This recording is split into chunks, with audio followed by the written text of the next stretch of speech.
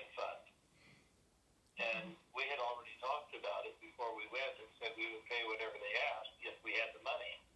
And so we wrote out a check for $100 and came home.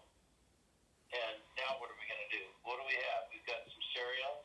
We've got what's left of a carton of milk and maybe a can of soup or two, but not much of anything. We were so impoverished. We had a 55 Chevy that had 200,000 miles on it. It was really wasted. And I had a 64 El Camino, and this was 1969, and it had a lot of miles on it, and no job. And I thought I was just going to drop the Sears down there or one of the lumber yards or some other place for $1.25 an hour till school started in September, and I would not get my first school paycheck until October 10th. So we came home, and a major concern was how are we going to survive without me working? And we had a little boy who was just learning to walk. And I was Billy. That was you, Billy. And born in November '68, and this is June '69. So you were 8 months old. And I remember you're taking your first steps and how excited we were. We were absolutely broke.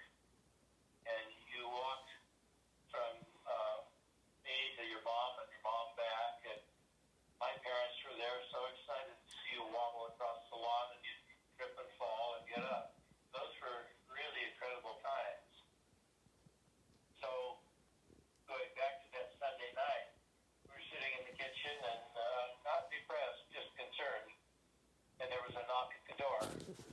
We went to the door, and there was a man, gray-haired, who we didn't know. And he said, "My name is Gilbert Parsons."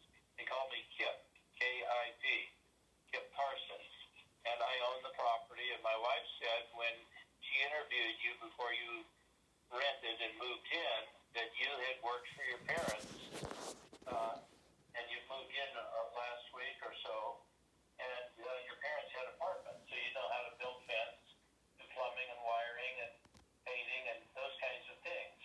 My son was killed in an accident last year, and if you would work for me, it would be a great advantage to me to have your help.